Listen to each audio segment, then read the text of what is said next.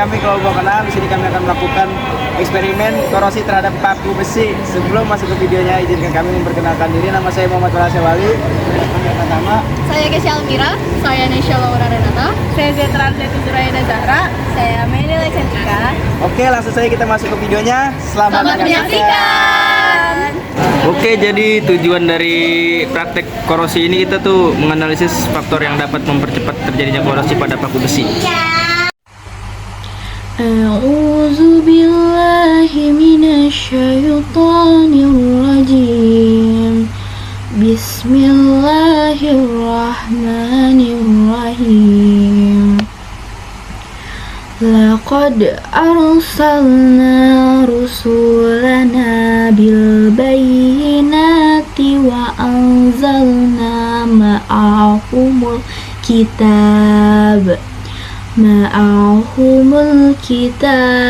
wal mizana liyaquman nasu bil qis wa anzalna hadida fihi ba'sun syadidu wa manafi'u linnasi waliya'lamallahu man yansuruhu wa rusulahu bil ghaib. Innallaha qawiyyun aziz. Artinya, sungguh kami telah mengutus rasul-rasul kami dengan bukti-bukti yang nyata, dan kami turunkan bersama mereka kitab dan neraca keadilan agar manusia dapat berlaku adil. Dan kami menciptakan besi yang mempunyai kekuatan hebat dan banyak manfaat bagi manusia. Dan agar Allah mengetahui siapa yang menolong agamanya dan rasul-rasulnya walaupun Allah tidak dilihatnya. Sesungguhnya Allah Maha Kuat lagi Maha Perkasa. Korosi adalah kerusakan atau degradasi logam akibat reaksi redoks antara suatu logam dengan berbagai zat di lingkungannya yang menghasilkan senyawa-senyawa yang tidak dikehendaki. Dalam bahasa sehari-hari, korosi disebut perkaratan. Pada peristiwa korosi, logam mengalami oksidasi, sedangkan oksigen atau udara mengalami reduksi. Karat logam umumnya adalah berupa oksida atau karbonat. Rumus kimia karat besi adalah Fe2O3NH2O, suatu zat padat yang berwarna coklat merah. Korosi merupakan proses elektrokimia. Pada korosi besi, bagian tertentu dari besi itu berlaku sebagai anoda, di mana besi mengalami oksidasi. Pada anoda, logam besi teroksidasi sehingga menghasilkan ion Fe2+ dan elektron. Sesuai dengan rumus kimianya, Fe solid menjadi Fe2+ aqueous plus 2 elektron. Elektron yang dihasilkan mengalir menuju katoda yang akan mereduksi O2 dan ion H+ di udara bebas sehingga menghasilkan air. Air tersebut lalu bereaksi kembali dengan oksigen dan membentuk ion OH-. O2 gas plus 2H2O liquid plus 4 elektron menjadi 4 OH- aqueous pada keadaan netral atau basah, atau O2 gas plus 4H plus aqueous plus 4 elektron menjadi 2H2O liquid pada keadaan asam. Ion besi 2 yang terbentuk pada anoda teroksidasi membentuk ion besi 3. Sesuai persamaannya, Fe2 plus aqueous menjadi Fe3 plus aqueous plus elektron. Nah, hasil reaksi redoks pada logam besi berupa senyawa oksida terhidrasi, Fe2O3 XH2O atau disebut karat besi. Mengenai bagian mana dari besi itu yang bertindak sebagai anoda dan bagian mana yang bertindak sebagai katoda bergantung pada berbagai faktor, misalnya zat pengotor atau perbedaan rapatan logam itu. Faktor yang berpengaruh terhadap korosi dapat dibedakan menjadi 2, yaitu yang berasal dari bahan itu sendiri dan dari lingkungan. Faktor yang dari bahan meliputi kemurnian bahan, struktur bahan, bentuk kristal, unsur-unsur kelimik yang ada dalam bahan, teknik pencampuran bahan, dan sebagainya. Faktor dari lingkungan meliputi tingkat pencemaran udara, suhu, kelembapan, keberadaan zat-zat kimia yang bersifat korosif, dan sebagainya. Bahan-bahan korosif yang dapat menyebabkan korosi terdiri atas asam, basa serta garam, baik dalam bentuk senyawa anorganik maupun organik. Penguapan dan pelepasan bahan-bahan korosif ke udara dapat mempercepat proses korosi. Udara dalam ruangan yang terlalu asam atau basa dapat mempercepat proses korosi peralatan elektronik yang ada dalam ruangan tersebut.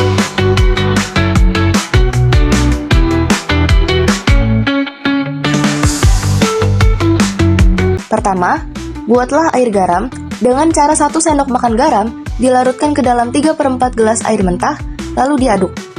Kedua, buatlah air sabun deterjen dengan cara 1 sendok makan deterjen dilarutkan ke dalam 3/4 gelas air mentah.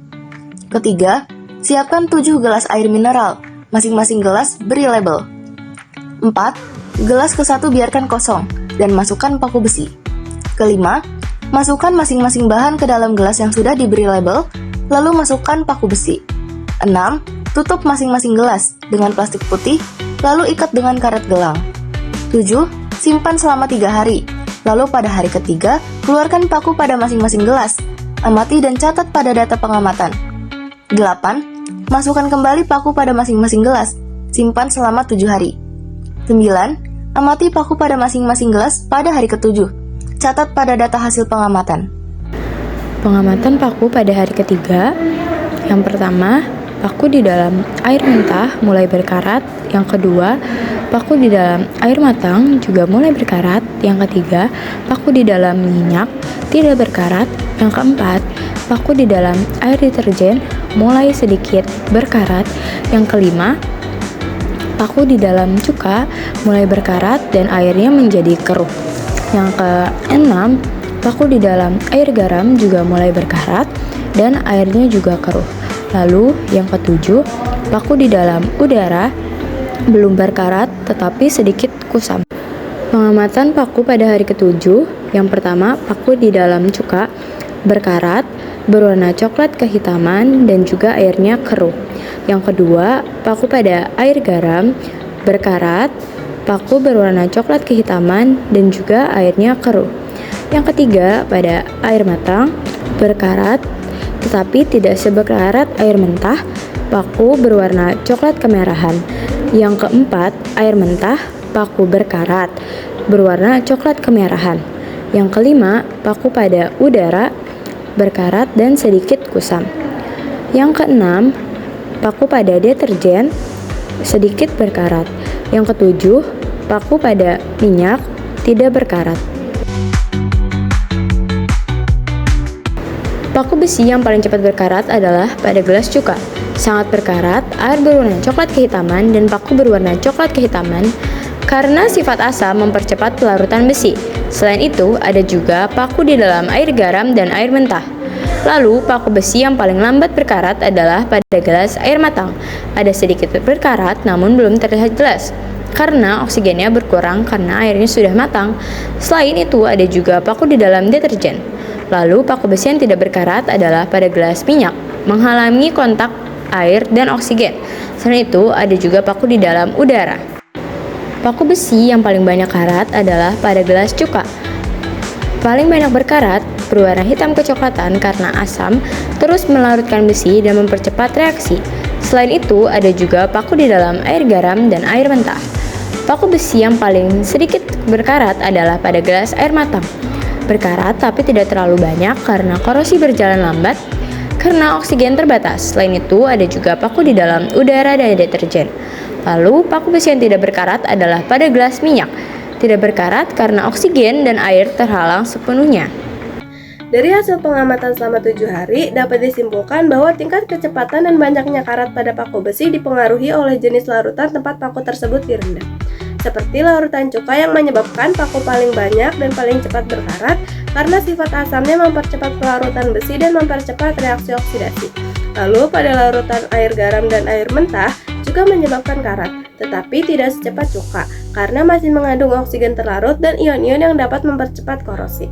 Lalu pada larutan air matang membuat paku paling lambat berkarat karena oksigen terlarutnya berkurang akibat proses pemanasan.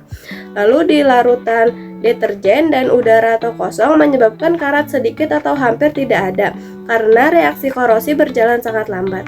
Lalu di larutan minyak sepenuhnya mencegah karat karena menghalangi kontak langsung antara besi, air, dan oksigen yang diperlukan untuk terjadinya korosi. Jadi semakin tinggi kadar asam atau ion terlarut dalam larutan, maka akan semakin cepat proses karat atau korosi terjadi. Sedangkan penghalang seperti minyak dapat mencegah korosi sepenuhnya. Oke, saran dari kami untuk mencegah korosi pada paku besi, cukup ingat 3 hal ini. Yaitu yang pertama, kita melakukan isolasi atau pelapisan pada besi menggunakan cat anti karat atau juga pelapisan dengan zinc atau seng.